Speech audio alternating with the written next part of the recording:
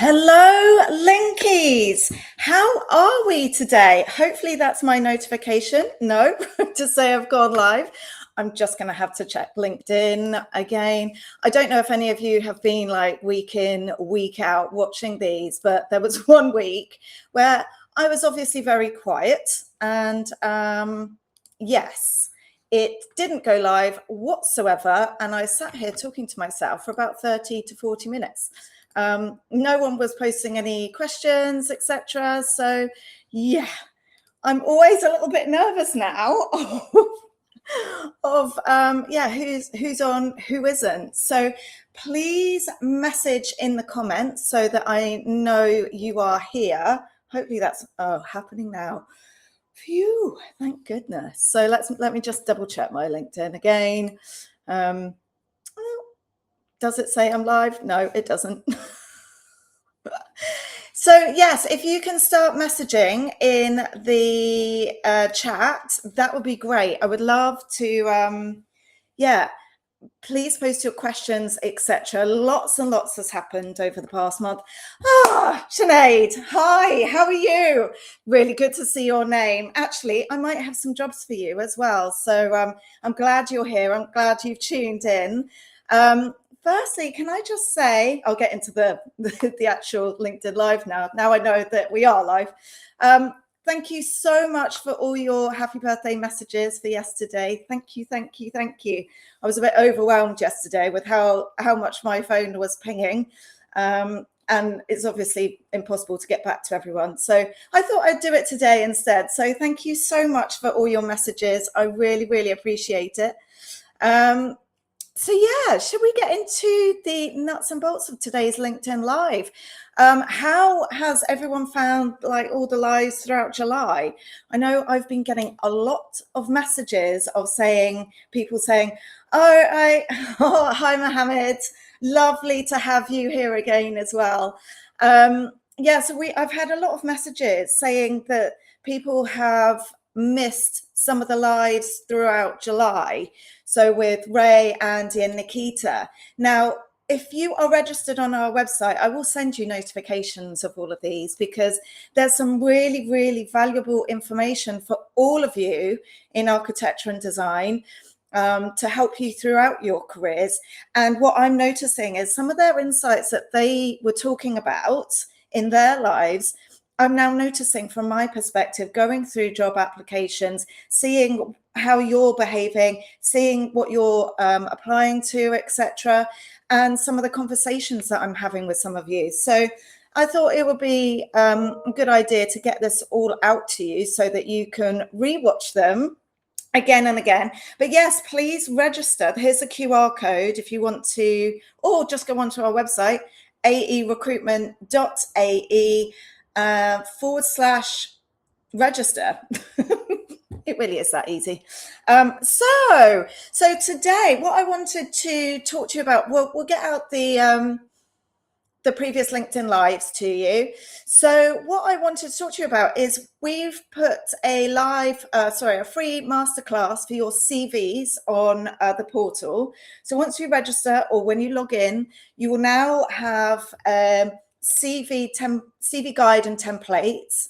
But what I've done is gone into far more detail in there and actually produced a video so that you can see inside an ATS. You know, like so many people say, the ATS is blocking you, the ATS is doing this, that, la, la, la, la, la.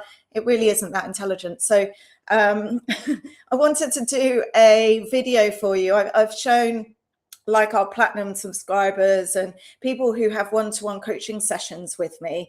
But I thought, look, it's one of those pieces of software that really all of you should know about. It's something that a lot of coaches out there demonize and also scare you into thinking that it's doing something it's not. And honestly, they just don't know what the software does. If you go and search on the internet, and if you get your good, I'm glad, Thomas. If you go and get your AI to look it up, all an AI will do is scrape the internet and get the top kind of explanations that keep going over and over, and even that's wrong. So I wanted to show you, so please register if you haven't already. And if you are registered with us, log in on our website, and you'll be able to actually watch those videos so that you know exactly what they're doing. And on that note, there's a really good indicator whether your CV is passable. What I want you to do after this live or whenever is bring up your CV and try to select all the text. So do a copy and paste into like a notepad or a blank Word document, whatever you use, and see if it reads exactly the same. I've this week, I will roll on into this in a second, but this week I've been talking to quite a lot of interior designers this week. Thanks, Faisal. I kind of gathered what you were saying with goo. Just missed out the D. So yeah, I've been talking to a lot of interior designers this week, and we need to talk about job applications. So what I'm seeing this week is a lot of people kind of wasting their time on roles that they're not suitable for. So my first call this week was for an intermediate interior design role. And I thought, right, okay, I've seen their portfolio. And again, it was a mass of 3D renders. And then the mood board was just, well, samples. And my first question was, could you talk me through your portfolio and tell me what the brief was? What was the feel for these projects? How did the client want the end user to feel when they walk in these buildings? And he just said, I have no idea what you're talking about. So we went through a whole like massive conversation. I was like, right, well, can you walk me through your day to day? Because what you've written in your CV and what I've got in your portfolio are two different things fundamentally anyway. So either your portfolio or your CV needs to be updated. And then once we started talking, he absolutely hated the front end design. He was like, I really, really love working on technical drawings. I was like, well, why are we talking about interior design role where it does actually say in the job description that we're looking for someone who's really creative, got that creative mind, comes up with the concepts, and goes from there. And so we had a long chat about that. And I thought it was good to bring this up to you guys, because this is often what happens when it comes to the job search process. I find myself in this as a recruitment consultant, talking to people, saying they are applying to whatever job on our website. And when I start talking to them, I'm just like, oh, sounds like your career is going in a different direction to what this role is about.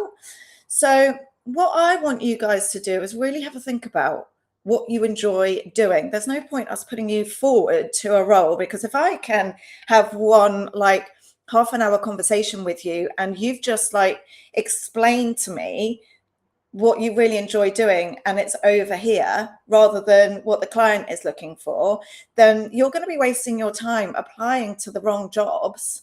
And then therefore, even if you get to an interview stage, which is what happens in the main, and that's why recruitment consultants have a job, because the hiring managers have already advertised these roles and they've been in the situation interviewing a lot of people, and they start talking to these people and it's like, yeah, you don't really want what we're looking for.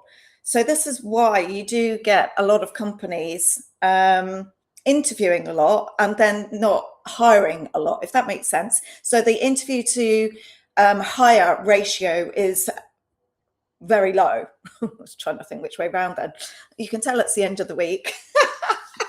So what I want you all to do is have a think about what you want in your job role. What is it that you are putting out there to the world? Do you really enjoy coming up with those concept ideas? So are you in the briefing room with the client? Are you coming up with the initial ideas? So when the client is like, right, this is the look and feel that we want for this project, are you there kind of sketching ideas, or are you working on bringing those initial concept ideas through to fruition. So, more the construction or the detailed working drawings, the technical drawings fundamentally that get taken to site. So there needs to be kind of, and you don't need to be doing everything, by the way.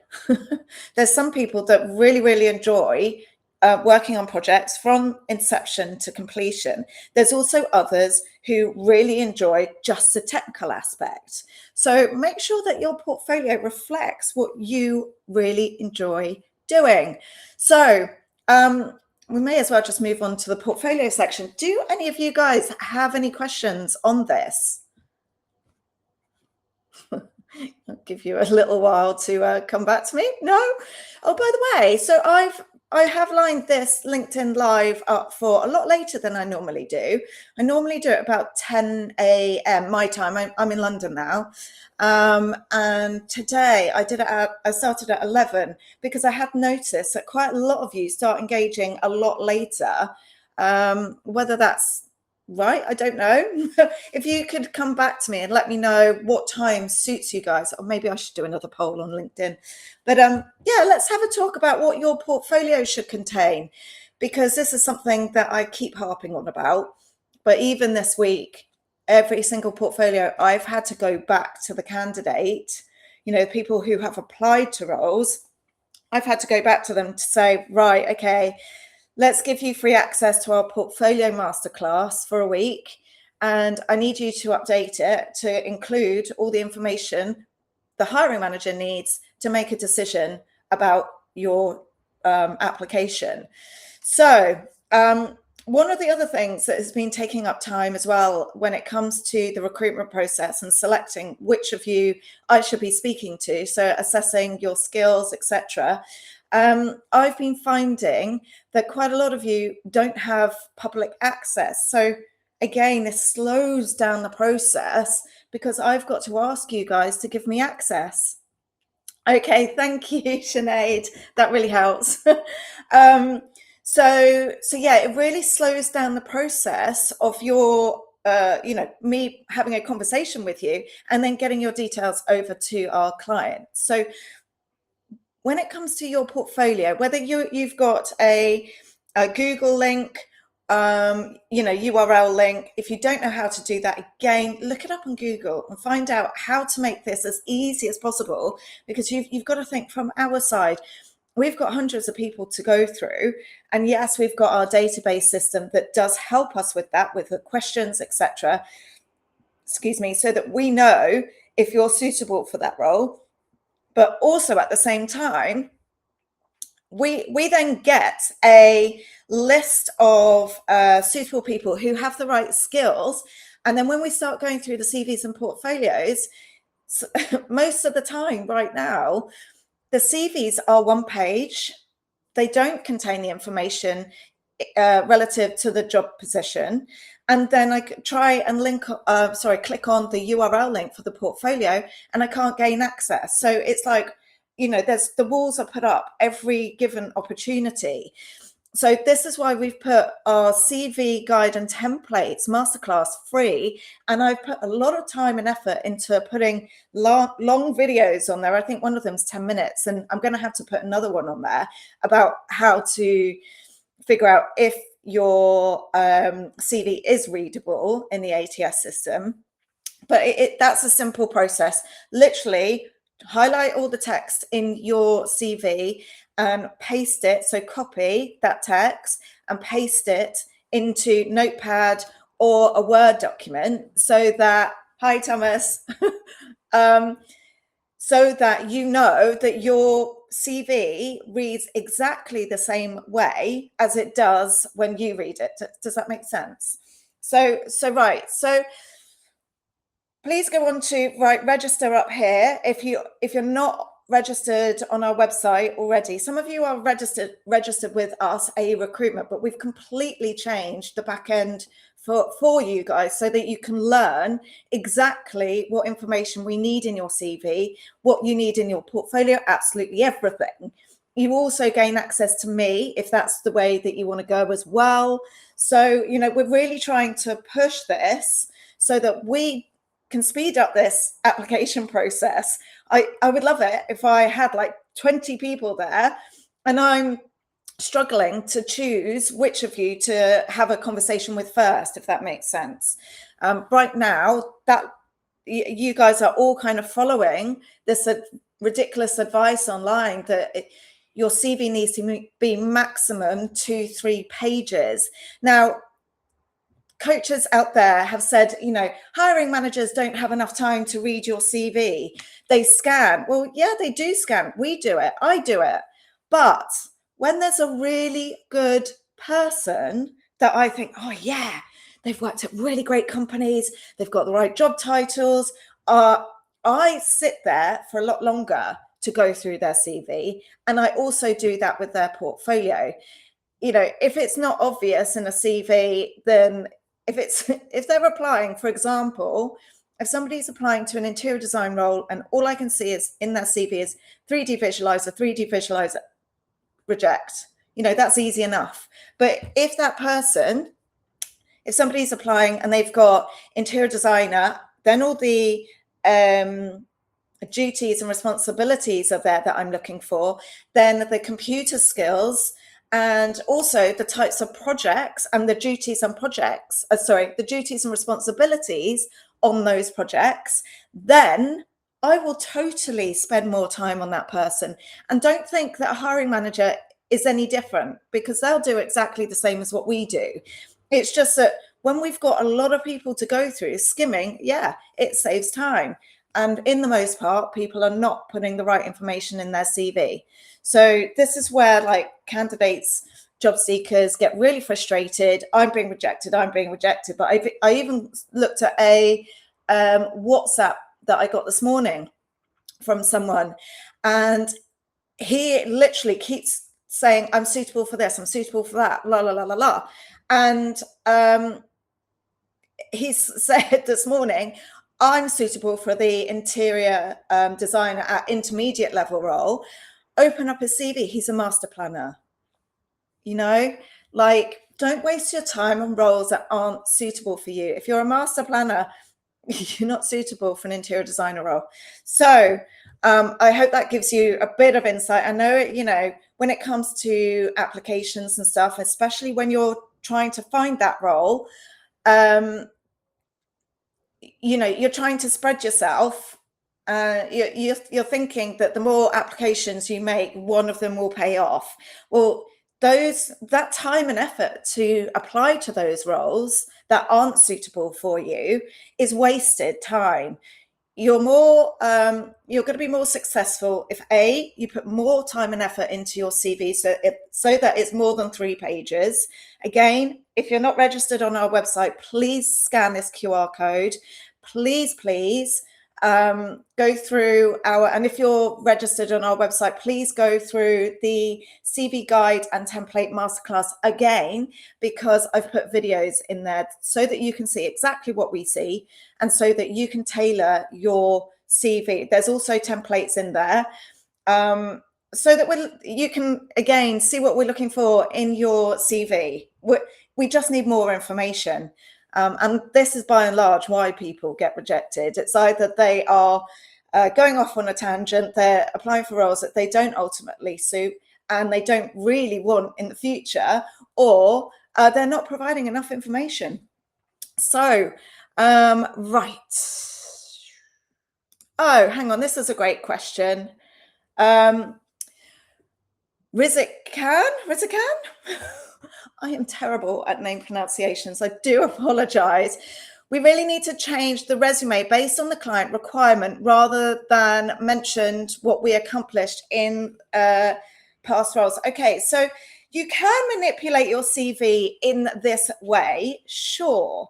But from my perspective, it's what do you ultimately want? Because I think when you change your CV to fit job descriptions, it's going to take you a really long time to keep adding in stuff to your CV. Yes, I have to say they are great information so that you can understand what clients are looking for, but you ultimately, you can't be using their terminology if you haven't done it, A, or B, you don't want to do that in the future.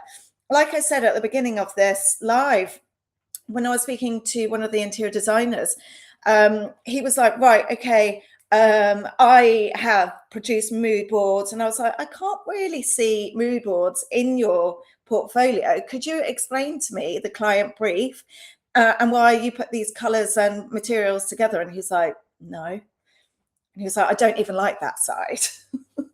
Why are we talking about it then? You're and then when we like talked about what he really did enjoy doing, it was a technical side. It was the construction details.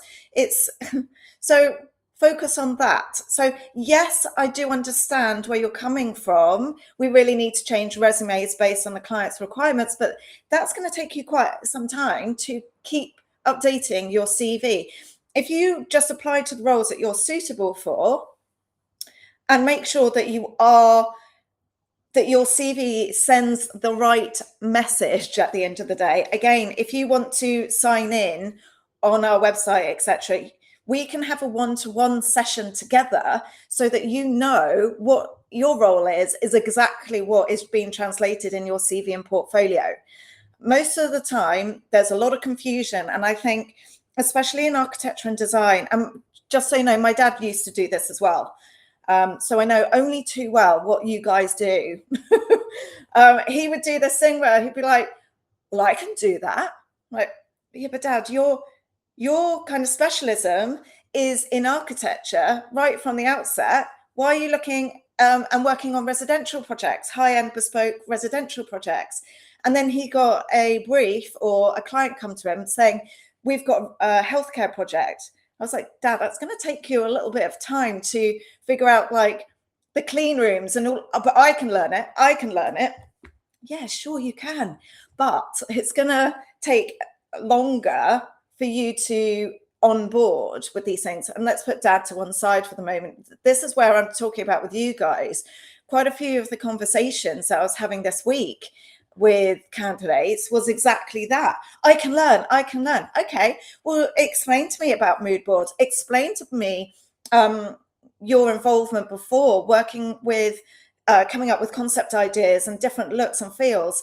No, I hate that side. Why are we discussing it? So, you know, it's all well and good looking at clients' requirements and what they are looking for, but more often than not, you're going to take your career off in a different direction. So why are you trying to mold yourself into what somebody else wants when, you know, you should be looking at what you want in your career? And again, this is something that I deal with in the coaching sessions one-to-one. I get like senior level people up to board director, and they're just like, Hayley, I've spent the last 2-3 years doing stuff I really don't enjoy, like really don't. I needed a job, so I went for this one and I hate it. I need to do something about it. So if that's you and you would like some help having your career steered back in the right direction, please go to aerecruitment.ae and let's work together one-on-one. But yeah, thank you so much for that. I hope that answers your question. But yeah, I think there's quite a lot of you. Oh, while we're on this, I've just seen this LinkedIn user. Hi, Hayley. Right, if you're coming up as a LinkedIn user and you're in a job search right now, you might want to go into your settings on LinkedIn. I think that's where I was saying it the other week, and someone's like, yeah, it is in there. And visibility, I think it's under. So go into your settings, check your visibilities, because numerous occasions in the past, I've been looking for, oh, goodness, I've hit something. I've been looking for, I don't know, senior design architect, for example. And then I will look occasionally to see who's been checking out my profile. And then if I see somebody from a really good company in my people who viewed your profile list, I will reach out to them. So having your name visible is really helpful if you're looking for a job. So hope that helps on that front. Hello. I'm glad you're all joining. Yeah, if you've got any more questions, please bring them in. Otherwise, I'm just going to go off on a tangent and keep talking. So yeah, we were covering. I've gone off on a slight tangent, but let's bring it back round into talking about your portfolios. Make sure that you have access. So bring up an incognito window, whichever browser you use. You will be able to do it on every browser. So incognito browser, and you put paste your URL into that incognito browser so that you can see what we see. So if you're actually just clicking on your URL link in your normal browser, you're effectively looking at it like you're logged in. If you use an incognito browser, it's the same as what I would see because I'm not logged in as you. Does that make sense? So like if you're using Google Chrome, for example, you're logged in as you on your browser. So you're always going to see it how you see it, as you being logged in. So double, triple check with an incognito browser that I can see your portfolio and the hiring manager, because it's time consuming going back to so many of you to say, can you send your portfolio? Can you give me access? And honestly, and it's not meant to happen, but it does happen. And I'll be honest that I'll miss out on people because I haven't chased them up. We've got our system, our database system. So again, if people like send applications without going through our website and applying online, they can get lost in my inbox, in LinkedIn inbox, or wherever. So it's best that you apply to any jobs that we advertise on our website so that I can keep. We'll have a funnel for each of you, but we keep track of your application and where you're at. So we have notifications sent to us saying, right, okay, has so-and-so sent their updated portfolio? Or has so-and-so done this? Has so-and-so updated their CV? And then our database will be updated with when you log in on our website, for example. So we can see if you've gone through the CV Masterclass, we can see if you've gone through the Portfolio Masterclass, and see if you're actually engaging, because there's quite a lot of people out there who literally blitz applications on every single role. And then they ghost us. Which is great. We know that those people aren't really active, but they are also the same people who do moan. But anyway, make sure that your portfolio URL is visible to those of you outside of your own. I've taken that in a completely different direction.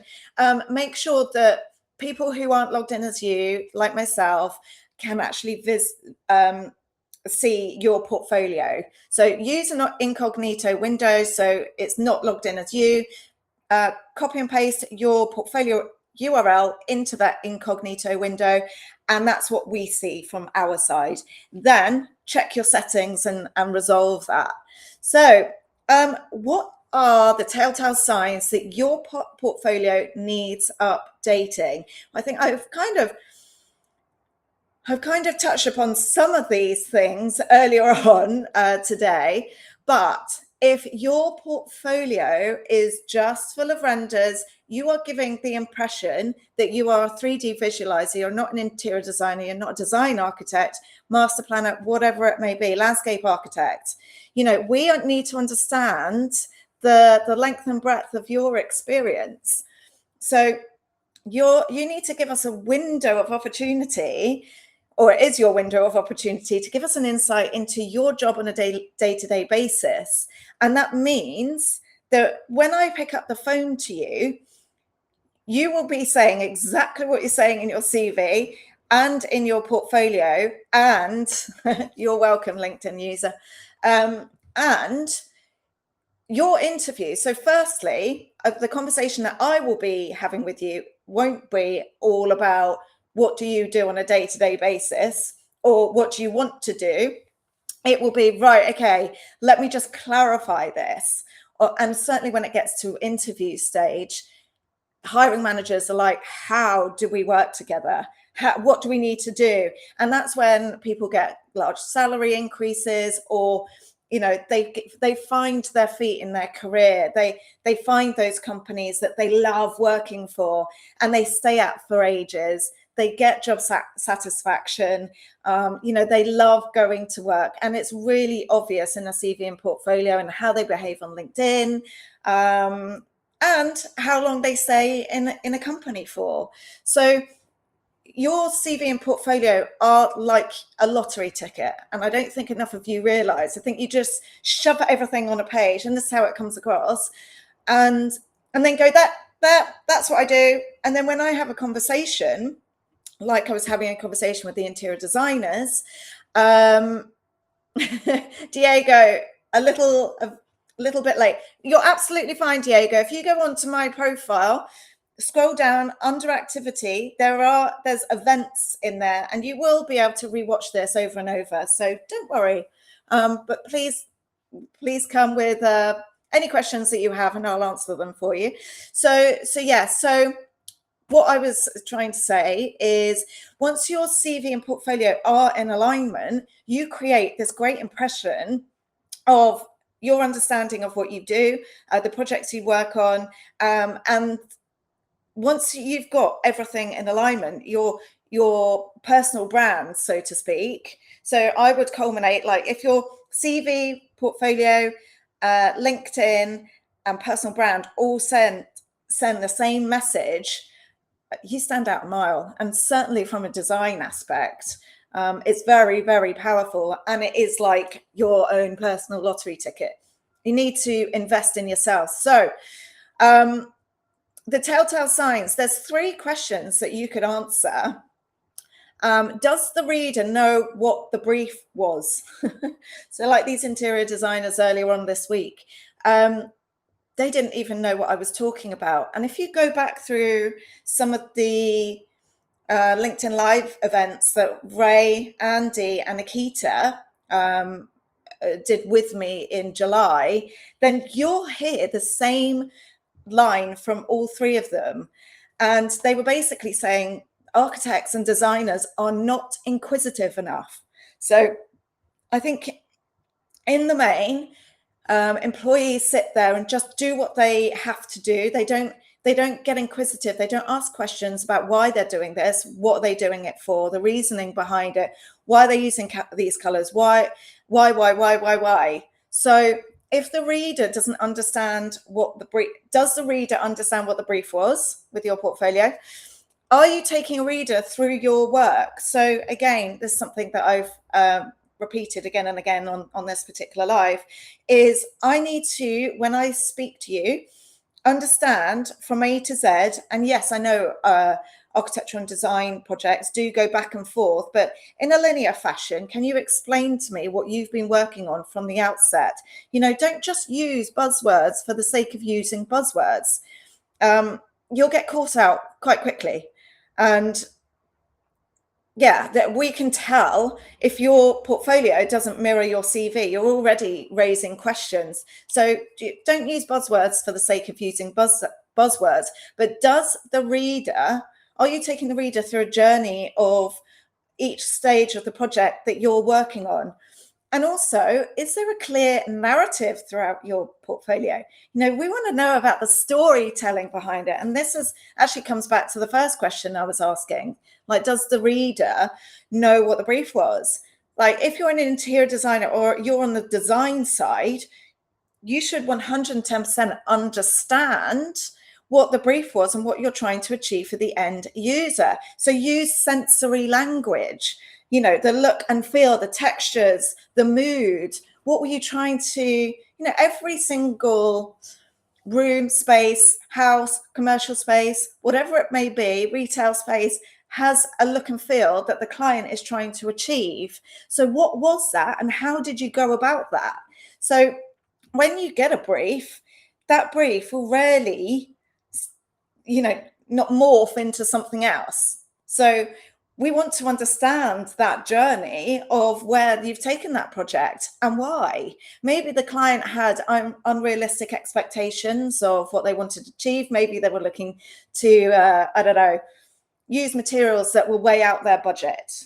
So again, that the initial brief would have changed. So how did you take the client through that journey?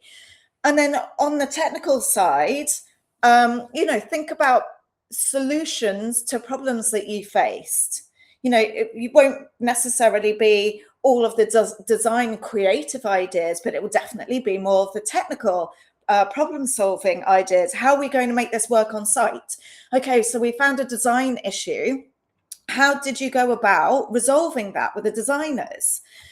So do you see what I mean? It's not just about opening up a portfolio, and being all about the project, because that's all I see. I read it and I'm just like, well, this project was about blah, blah, blah. It's never about you or using sensory language to communicate the passion and drive and want and desire to work on that project. It's all about talking, you're talking in the third person about a project. So I want to hear it from your perspective. Why you enjoyed working on that project? Why is it in your portfolio? Why? So there's 4 things that companies are like. Hi Lola, lovely to have you here. There are 4 things that companies and hiring managers are looking to understand within the body of your portfolio. So number one is clarity. So does your portfolio effectively communicate your CV story in a visual format? So I'm basically saying the same thing over and over again, but in a different way. So does your portfolio effectively communicate your CV story in a visual format? The second point is vision. So beautiful ideas that also address a brief, the context and its buildability. It's all well and good coming up with ideas. And I think some people do fall into this trap when it comes to their portfolio. They come up with ideas and they put in images. And then I will speak to them and say, right, okay, could you explain to me why you've put this project in?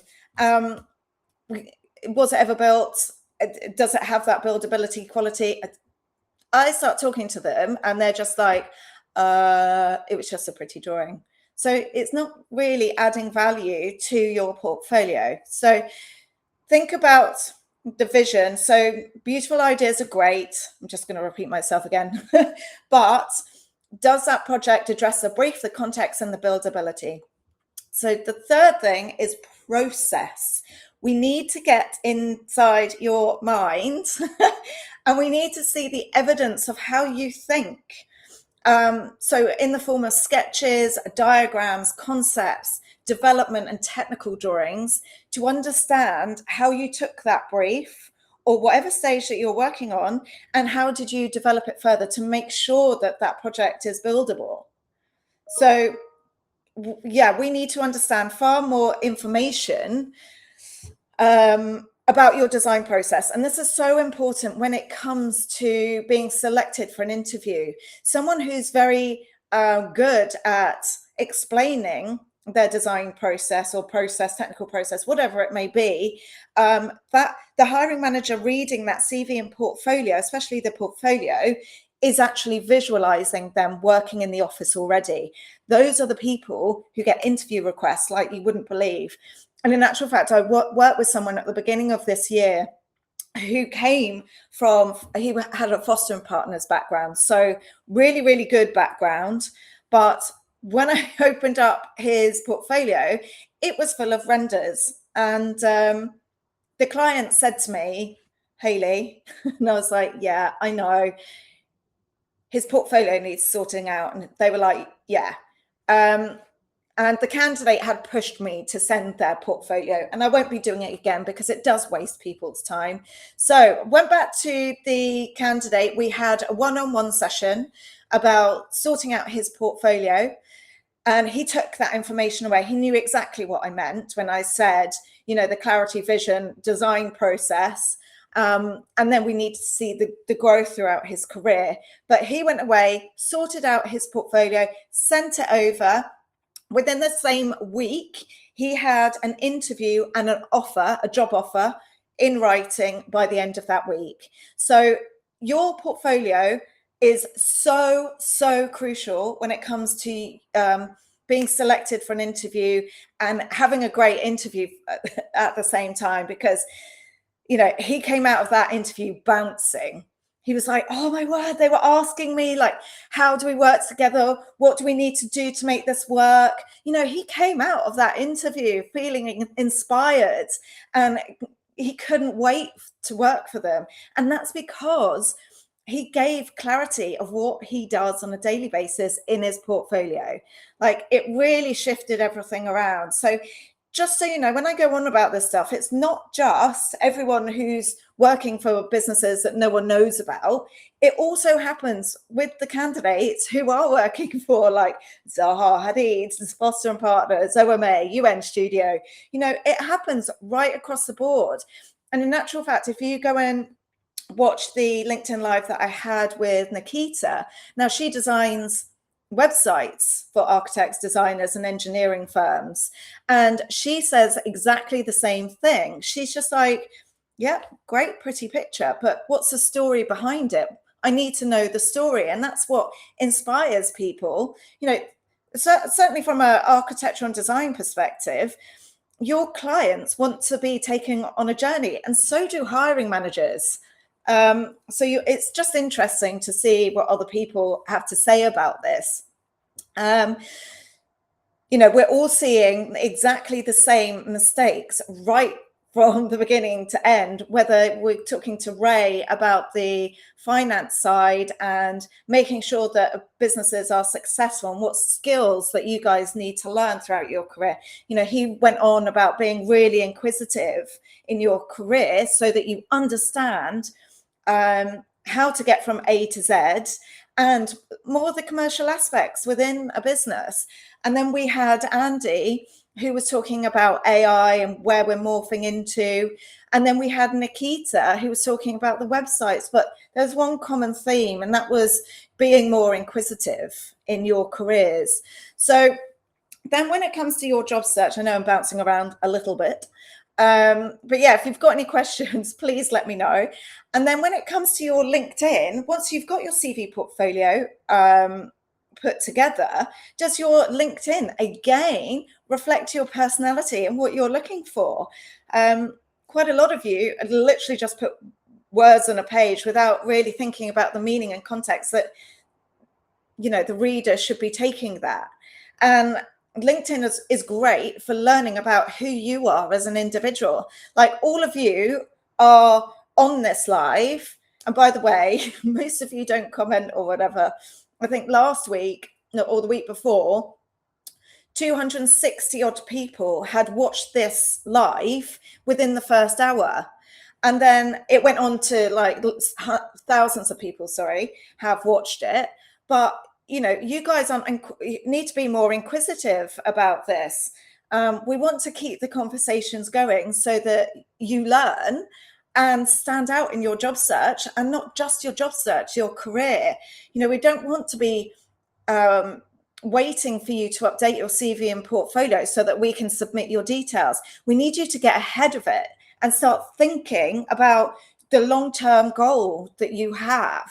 And that's why we've put together, like, the AE Platinum subscription, the AE Masterclass, the one-to-one review sessions that you have directly with me. So we can start speeding up this process. Those people who actually commit and go through these masterclasses are just excelling at the rate of knots. They're really flipping around their job search within days and weeks. Certainly, we had Yusuf, who started the masterclass, the AE Masterclass. So he's doing it on his own, but even doing it on his own and going through all the stages, he had an interview within a couple of weeks. And he'd been looking for a job for 2 years, applying to everything. And now he's starting to see the benefits of having a well put together CV, portfolio, and LinkedIn profile. And in fact, he hadn't even got his portfolio put together when he was saying, oh my word, I'm seeing results. So, you know, really have a think about what you're putting out there and what we're seeing, because you can change it around so quickly.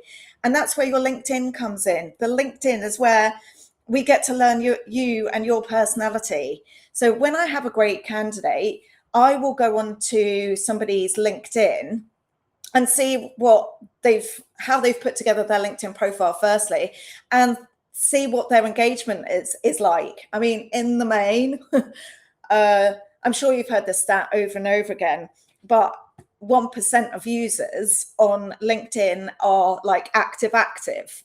And it just goes to show you how many people do not appreciate where their LinkedIn profile can take them.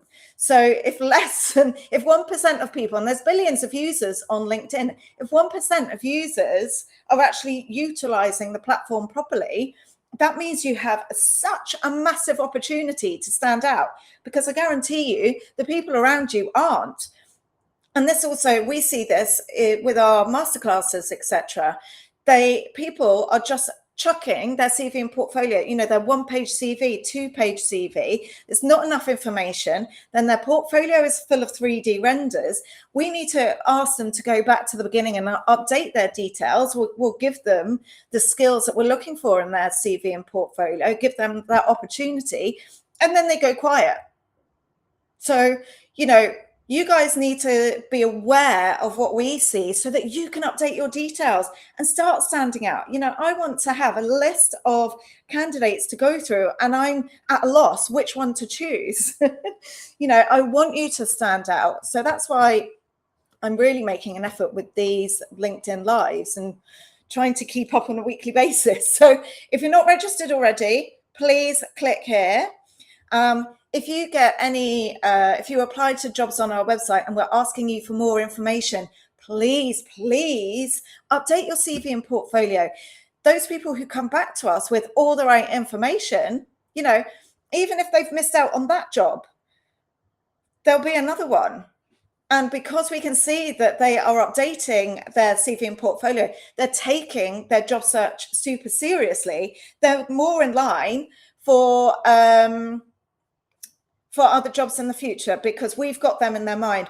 Employers at the end of the day want people who want to learn, right? And if we're not seeing it on our side, perhaps they're not doing it on their side anyway in the first place. So Sonda, hi, Haley and Nikita's podcast was very good. Very good, which makes you think how to present work, CV, etc., understanding stories. Exactly. This is what makes us stand out as designers, and this is what architecture the school teaches us. I'm clearly coming to the end of this. Well, in my day, but I don't know with so many students depending on AI. Yeah, I mean, look, we're definitely seeing that a lot. Like, if you've been in recruitment for a long time, like what you guys are seeing on LinkedIn with AI messages and all of that, we've been seeing for decades. I've been in recruitment in architecture and design specifically for 27 years.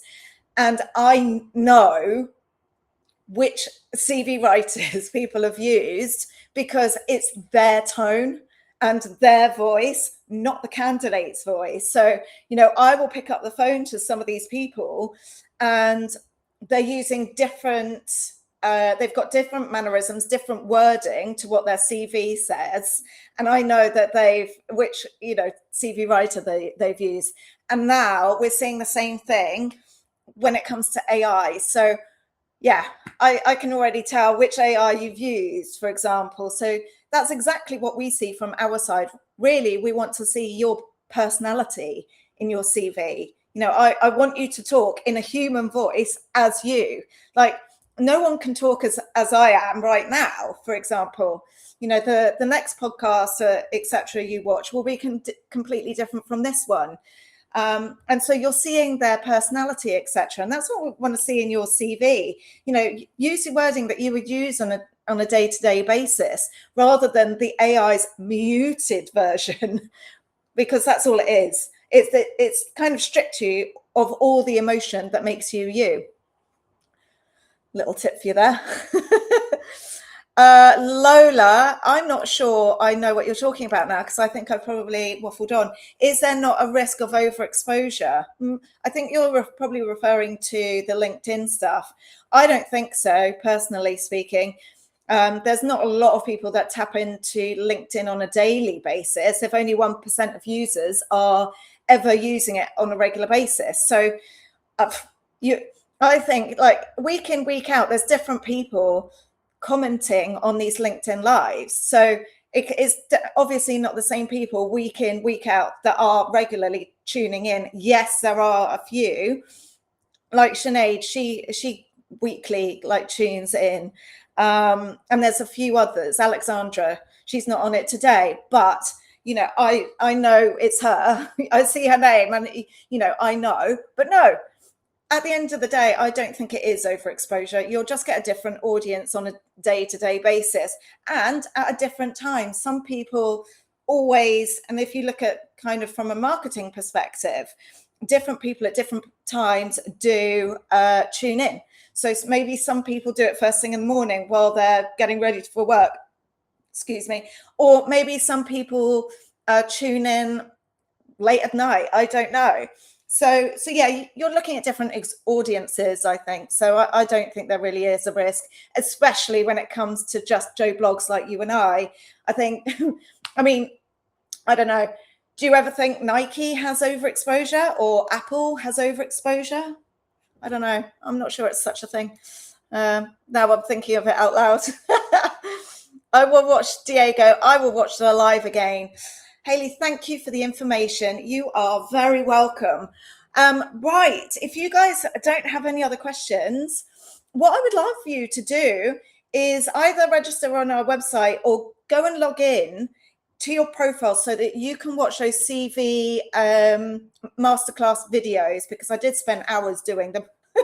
And I want you to be informed. There's also, we've updated our CV templates so you know exactly the information we're looking for in your CV. I can't stress this enough. On a daily basis, I'm asking people to update their CVs, and I would much rather that you have too much information in your CV than not enough. Because if I'm looking at your CV going, I don't know what you do, I have no idea about the projects, what your duties and responsibilities are on those projects, then you're going to have to go back to the drawing board, which is going to elongate your time to hire. Oh, wow, that's a long question. Camia, I was just about to finish there. Right, let's give this one a go. Hey, Hayley, you were initially talking about knowing if this is what you want. I was. How can you be intentional about your career early on when you're still learning about the industry and don't necessarily have the leverage to choose the firms, people, or opportunities you work with? Sure, okay. Especially at the beginning, you may know you want to learn from great people or work at, oh my word, sorry, it's just scrolled way up. Especially at the beginning, you may know you want to learn from great people or work at better practices, but the job market doesn't always give you those choices. So what does being intentional actually look like at this stage? So this is a brilliant question, and it has a lot of layers that I could probably talk about for an hour on its own. But if you have a vision of what you want, or who you want to work with, as you mentioned that towards the end, have a look at their careers and see where they've gone. And I think from your perspective, at this stage, yes, you're not going to know.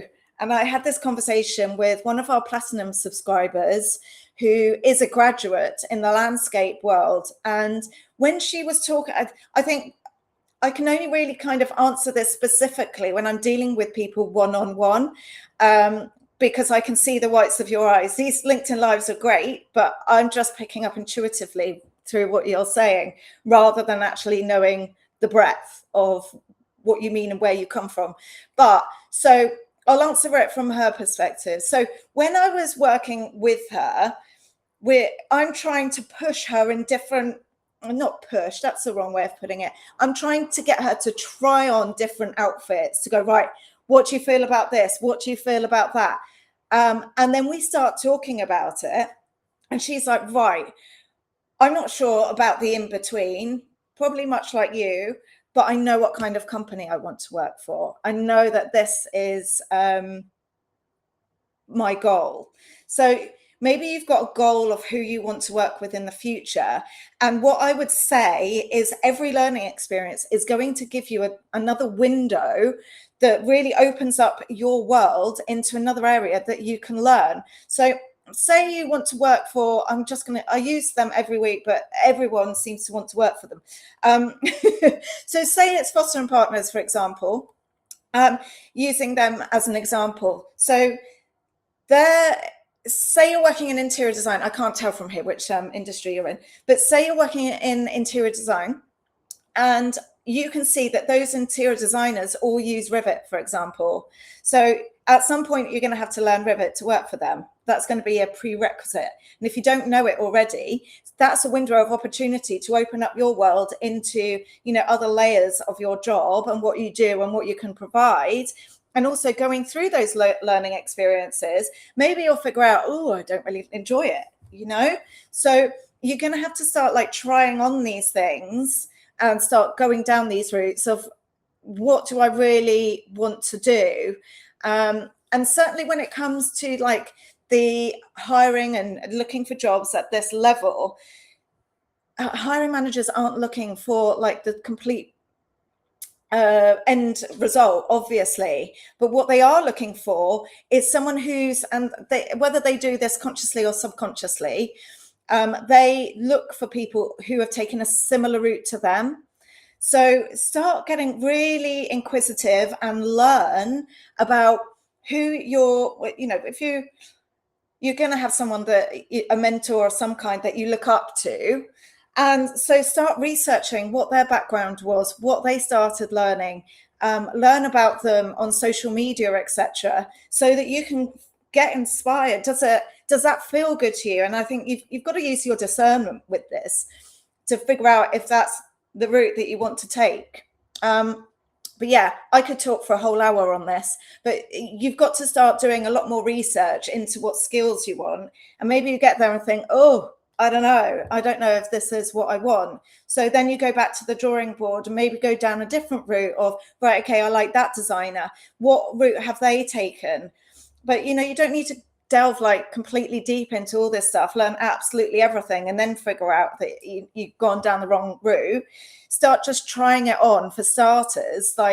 Maybe, I don't know, look at a few programs and start messing around with them. Do you enjoy working with them or do you not? And then that's going to take your career in a different direction. That's only one suggestion. There's lots of things that you could do on this. But yeah, sorry, Camera, that was a great question and one that I could really talk for absolutely ages.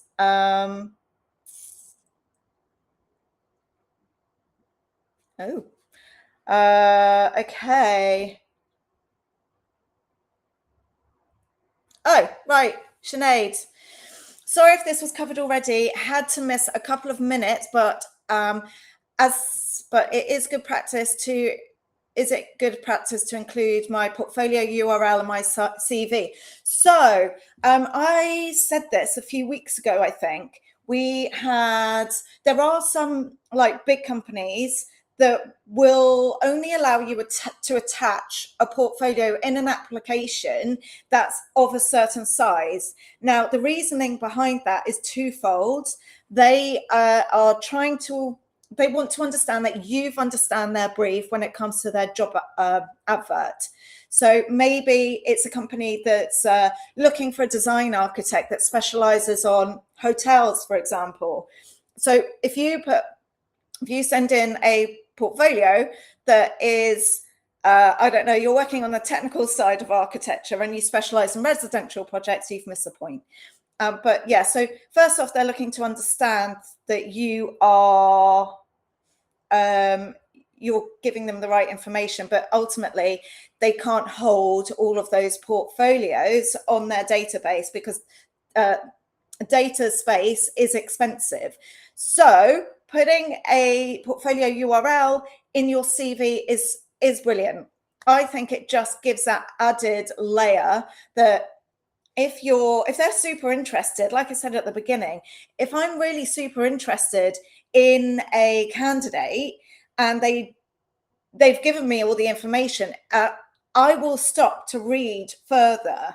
and I think there's been a massive misconception over the years. Alexa, stop. It was a reminder for me to stop. So over the years, there's been a massive misconception that hiring managers don't, or recruiters don't read your CV, we skim. And that is true. However, when we've got a great person that we really like the look of, and they've got all those keywords, they've really presented themselves well, and they've worked at businesses that will be suitable for the company that we're hiring for, we delve deeper. And that includes reading your CV. That includes going through your portfolio. That includes coming back to you and saying, right, okay, we need a bit more information here. So my advice is, yes, please do put your portfolio URL in your CV, so that it's there, so that we can find the information that we need. I think, yeah, it is a misconception that we completely just gloss over everyone's CV and don't read it at all. You know, the good people, we really do like go into the depths, because what we want from a recruitment side is we want to know that we can send your CV and portfolio. We understand who you are. It hits all the marks when it comes to the hiring manager's vacancy, and that you're ultimately going to do well in the interview stage. You know, we don't want to set you up for a fall. We're trying to set you up for success. And that includes you setting yourself up for success. So, you know, we need more information in your CV and portfolio.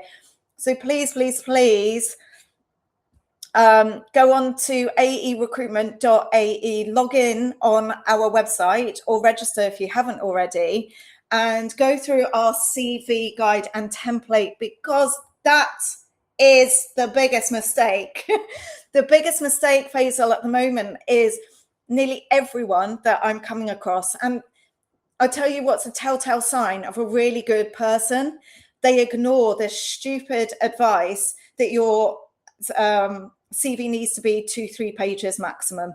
2-3 pages maximum, especially if you've got, like, I don't know, 15 years experience, just is not enough. That's enough for a graduate in my eyes.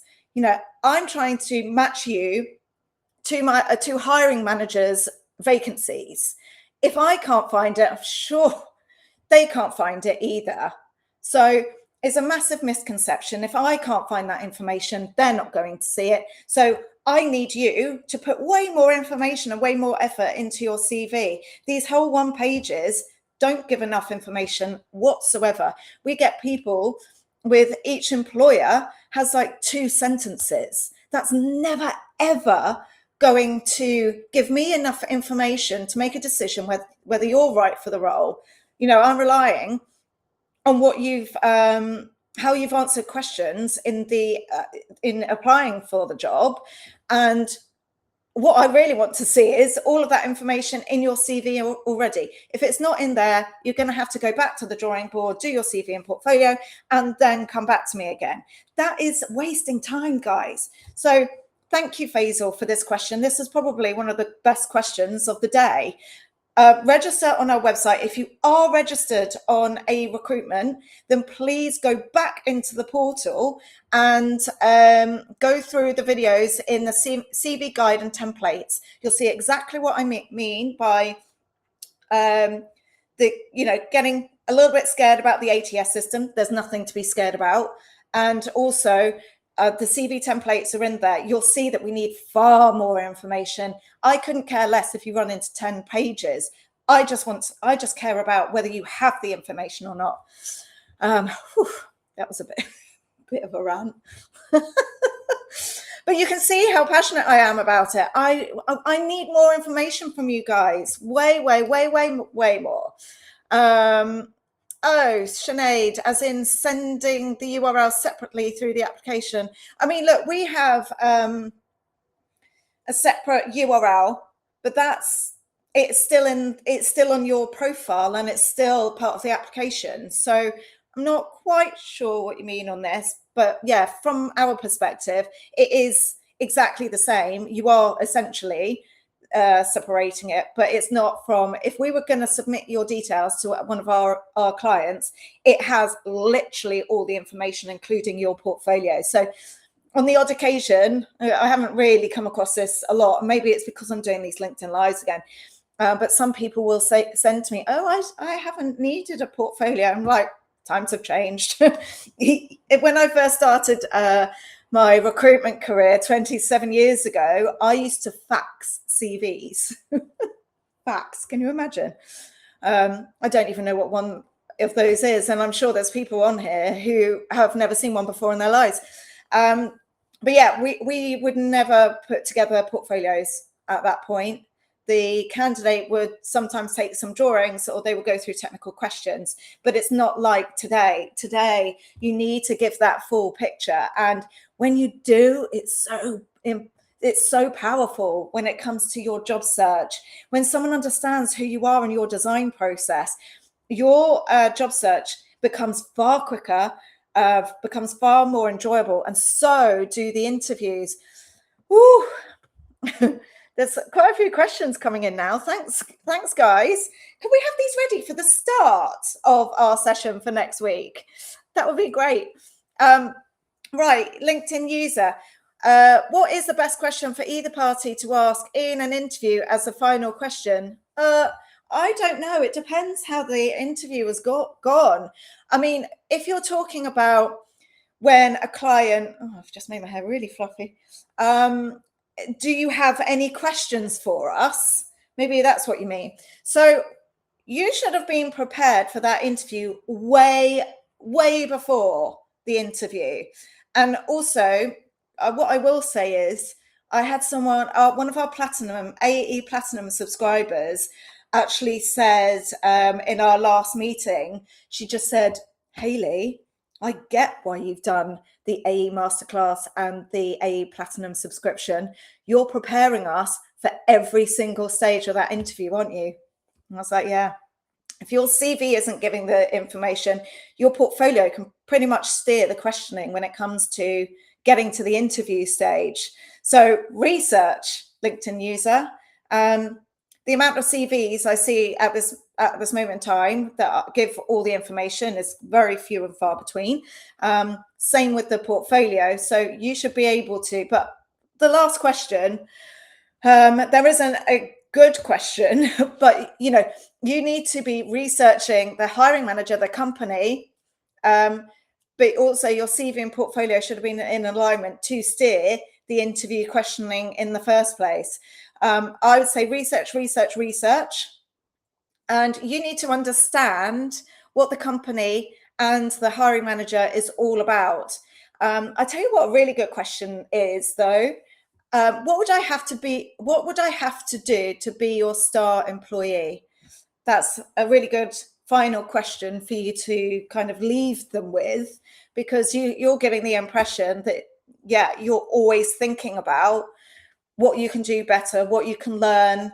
And also the hiring managers going, well, that's cool. I would love an employee that really wants to stand out in their career and really wants to excel. So I hope that helps, LinkedIn user. Oh, sugar. Sorry, I think that was the next one, Mohammed. Apologies. Hey, Hayley, how much weight does educational background carry in your recruitment process? Do candidates who have graduated from a top university have an advantage, even if they don't have much professional experience? Sorry, the rest of it's over here. And does having a master's degree add any advantage? Well, okay, let me answer that final bit first, and then that was basically 3 questions and 1. I had a candidate who I actually did coaching with a few years ago. Actually, it was quite a few years ago. I think it was during COVID. And this wasn't my advice in our coaching session, I have to say. We were going through a CV and portfolio at the time, but he saw a post that I put on LinkedIn, and then he tagged me in. This was like years later, and it was probably last year, I think he tagged me in. Probably should have made a note of his name. But he just said, Hayley, there was something about one of your posts that made me want to go and do my master's, and it's the best thing I ever did. He actually went into, I think it was UCL in London, and did his master's in architecture. And he said ever since then, his career has skyrocketed. He's got a completely different view to architecture. I can't remember where, I think he was studying in India before, but he got a completely different view about architecture and how he could add value. So how much weight does educational background carry in your process? So when I come to asking, so let's use some of these people that I was talking about at the beginning of this live. Some of the people that I've been talking to about these interior design roles have zero idea about the design process. So in my questioning, I'm learning very, very quickly that they don't understand each stage of the design process. So how are they supposed to communicate that in their CV and portfolio? How are they supposed to communicate that, you know, there's moods, there's tones, and I even asked this guy, I was like, do you understand what blue signifies? And he was like, I have no idea what you're talking about. So, you know, yes, I think educational background does carry a lot of weight. If I was to ask that to an interior designer in the UK, oh, they'll be able to reel it off to me. You know, the how a space feels and how colors affect how your mood, how you feel in that space, what your mood is. There's a direct correlation. They understand all of that. Whereas some people who said that they've been doing interior design have no clue. So it's more often than not, the people who have come from Western universities will have a much more thorough understanding. But I mean, look, at the end of the day, if you're an architect in the UK, you've got to study for a hell of a lot longer than somebody in other countries, you know. So it's no wonder that they have far more in-depth knowledge. And do candidates who have graduated from a top university have an advantage? Unfortunately or fortunately, yes, they do, because they've got that breadth of experience and understanding, like I've just said. Yes, yeah, unfortunately for everyone else who's like, I've got this, I've got that.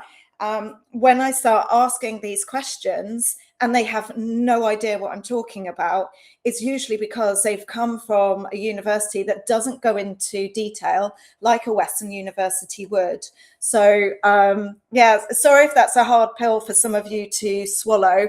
But yeah, I mean, look, if you want to do a master's and you're kind of picking up in your day-to-day or your job search that maybe you need more experience and more understanding, yeah, I mean, sure, I've, you know, it's not my place to tell you what to do in your career, but use your discernment and figure out, do I need to know more information? And if you do want to know more information, go and find it, go and learn more. It won't be a bad thing in any way, shape or form. I'm gonna have to start bringing this to a close, and I can see there's quite a few questions to go. Excuse me. I hope that helped, Mohammed. Let me just have a quick drink of water. Oh, right. Najwan, thank you for these questions, by the way. I'm really impressed that you're now kind of engaging and stuff. Do you think cover letters can make a difference when applying to companies? No, not really. I think it should be in the body of your CV and portfolio. Your CV there should be to tell a story. Your portfolio is there to demonstrate. And if your portfolio isn't doing any convincing, then you need to go back to the drawing board. As the cover letter isn't going to drag you over the line. You know, every single element, you know, you've basically got 5 windows of opportunity to impress someone. And that's your CV, portfolio, LinkedIn, job search behavior. And I would probably kind of put cover letters in that, but attaching a separate cover letter to an email, I think they're one of the same to me. It's an introduction. And then your overall personal brand.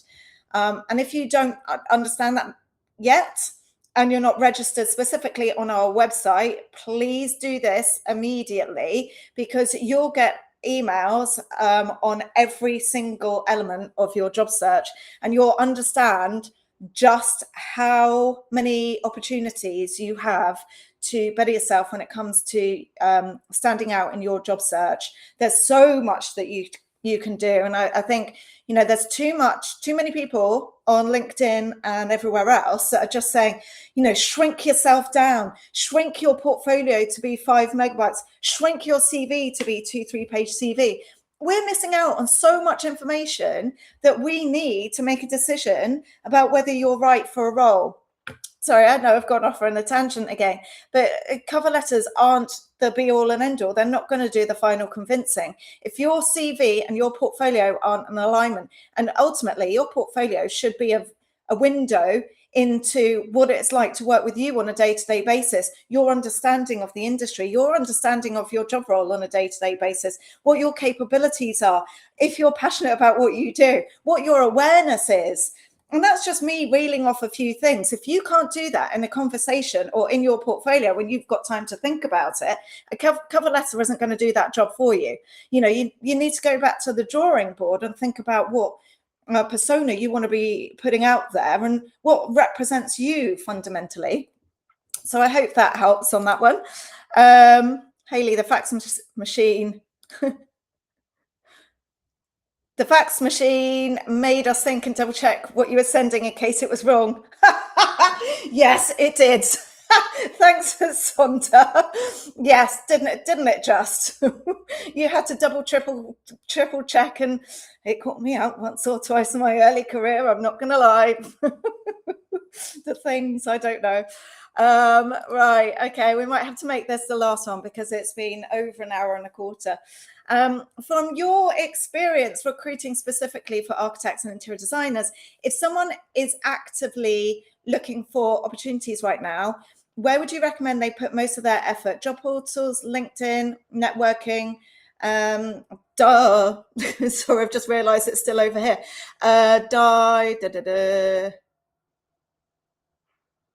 Connecting directly with recruitment agencies, approaching companies directly, or something else? And which of these channels do you actually see leading to placements most often? Right, I'll tell you where I don't know why today the end question kind of leads me into the rest of it. So you may or may not know that recommendations are pretty much, and have been for decades now, pretty much the place where people find their roles. And it's through one reason and one reason only. You guys cannot sell yourselves 1 iota. Your CV doesn't give me enough information, neither does your portfolio. Your LinkedIn gives me a diddly squat. It's got a company name and a job title. Maybe you've commented happy birthday on somebody's role. You've used an automated response. Your window of opportunity is to invest more time into yourself. Stop using AI. Start, because otherwise it all just sounds like AI slop. If you only have to read LinkedIn to understand what that looks like. And that's exactly what we see on the recruitment side. It used to be awash with, CV writers' personality. So, we'd get on the phone to some of these candidates and it was like, yeah, you didn't write your CV because there's no way on this planet that you know that word. And now it's the same when it comes to AI. So the biggest investment you can do, because recommendations are the largest percentage of where job seekers find their job, that's a key indicator that you can't sell yourself. You're not putting enough information in your CV. Your portfolio is full of AI, it is now, AI or 3D renders rather than the rest of your job. So again, you've minimized exactly what you do on a daily basis. It's not enough information. I need to be transported into your office. If I was to sit next to you, what would I be seeing? What would you be doing on a weekly, monthly basis? Make a list of all of those duties. Does your portfolio say that? Probably not. I pretty much guarantee it. And this is why I'm doing these. So, Farhan, I'm actually answering your question backwards. And I guarantee you're probably sat there going, well, I put ages into my CV. But genuinely, when I'm talking to people on a daily basis, I'm having to go and ask them to go back to the drawing board with their CV and portfolio. The persona that they put out there, or the perception that they've put out there, is very different to what they do on a daily basis. I think most people put in these all these keywords and descriptive words that they think they should be putting in there, but it's not truly reflective of what they do on a daily basis. Thanks, Sonda. I definitely done it. So I would go back to the drawing board, Farhan. If you're not getting people coming back to you, there's something wrong at the beginning stages. So I would invest time in your CV, LinkedIn, and portfolio to create the right message.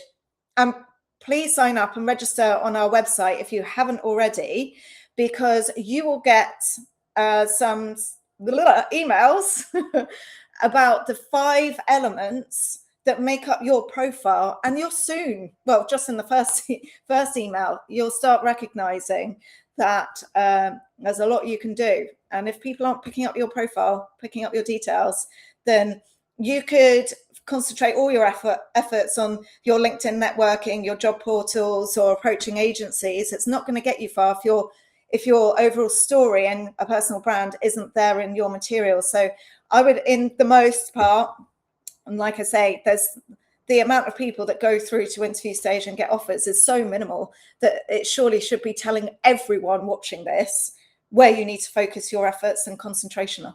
So hopefully that answers your question, Farhan. And Sonda, absolutely hilarious. Yeah, understand the faxing thing. LinkedIn user, lovely to have you here. And I'm going to come to a close here because it's nearly 1 hour 20. Well, it's 1 hour 22 minutes. So thank you ever so much for everyone who has joined me today. Again, log in or register on our website, aerecruitment.ae. Please go back through and go through those videos that I've uploaded into the free CV guide and templates. The templates have also all been updated, so you'll understand what I mean by more information. I think we have only kept them to 4 pages, but if you start running into 10, I couldn't care less. If for good people, I want to know more information about you, and so do hiring managers. We need to understand more. If you're giving me a 1-2 page CV, I'm really sorry, but unless you're a graduate, there's just not enough information. So that's why you're being overlooked. And so I have tried to put in as many videos and things that I can to try and convince you guys that you need to do more on this. And it's totally free. So you should be like doing this, like getting yourselves out there and creating that persona that everyone wants to have working for them. And also it helps with matching you to the right companies so that you get job satisfaction at the end of the day. So I really hope this helps. And again, thank you for all the birthday messages and everything. You're very welcome, Farhan, that I received yesterday. And I hope you will all join me again next week and bring your questions. Like, let's go for it next week. And also pass on this event or LinkedIn Live to your friends. Like, let's make sure that everyone in architecture and design really knows how to stand out, because, you know, I do see architecture, especially with everything on Reba and ARB and all this kind of stuff. We need to really level it up and give you the options so that you can stand out, get more fees, get bigger salaries and all of this kind of stuff. So Sonda, looking forward to the next one. Me too. I'm looking forward to seeing your name there as well. So yeah, come prepared next week. Let's talk about some other things if you want to. Like, I've named this like the Job Search Masterclass, and it's because I want to cover every single element and give you so many more options than you think there are. I mean, I promise you, there's a plethora of options for you to stand out, and it's super easy because if you look at like the LinkedIn engagement rate of 1%, if you're doing something different to those 1%, or the 99%, should I say, how easy is that? So yeah, if you just apply a bit of time and effort into yourself, your CV and your portfolio, your whole job search and career can completely turn on its head. So Thank you so much for joining me today. And yeah, let's raise again for everyone. Take care. Thanks, Sinead. Lovely to have you all here, and happy Friday. Hope you have a great weekend. Take care.